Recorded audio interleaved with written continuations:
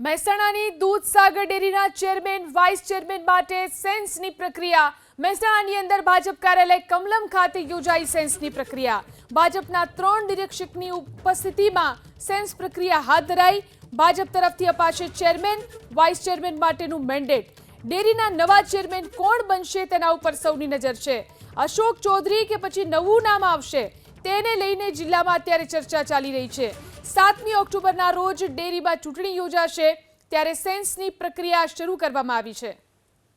આ વિશે વધુ જાણકારી મેળવી અમારા સંવાદદાતા હારૂન ફોન લાઈનથી જોડાયા છે જી હારૂન દૂધસાગર ડેરી માટે સેન્સની પ્રક્રિયા શરૂ કરવામાં આવી છે મહેસાણા દૂધસાગર ડેરીની ચેરમેન અને વાઇસ ચેરમેનની 7 તારીખે ચૂંટણી યોજાવા જઈ છે તે પહેલા ભાજપ દ્વારા આજે સેન્સ પ્રક્રિયા શરૂ કરવામાં આવી છે દૂધસાગર ડેરીના નવા સુકાની કોણ તેને લઈને આજે સેન્સ લેવામાં આવ્યો હતો વિવિધ વિસ્તારમાંથી દૂધસાગર ડેરીને લગતા જે હોદ્દેદારો છે તેમજ ભાજપના જે હોદ્દેદારો તેમની સેન્સ પ્રક્રિયા લેવામાં આવશે અને ડેરીનું સુકાન કોના હાથમાં આપવું તેને લઈને ભાજપ દ્વારા સેન્સ પ્રક્રિયા યોજાઈ છે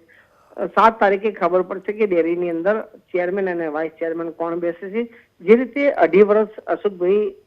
ચૌધરીના ચેરમેન પદે રહ્યા હતા અને તેમનો ટર્મ પૂરું થઈ છે ત્યારબાદ પણ 1 વર્ષ સુધી તેઓ ચાલુ રહ્યા ત્યારે કોર્ટના આદેશ બાદ ફરી એકવાર ચૂંટણી યોજાવા જઈ રહી છે ત્યારે ડેરીના નવા ચેરમેન કોણ તેને લઈને હવે સેન્સ પ્રક્રિયા બાદ આવનાર 7 તારીખે ખબર પડશે જી આભાર તમામ જાણકારી આપવા માટે।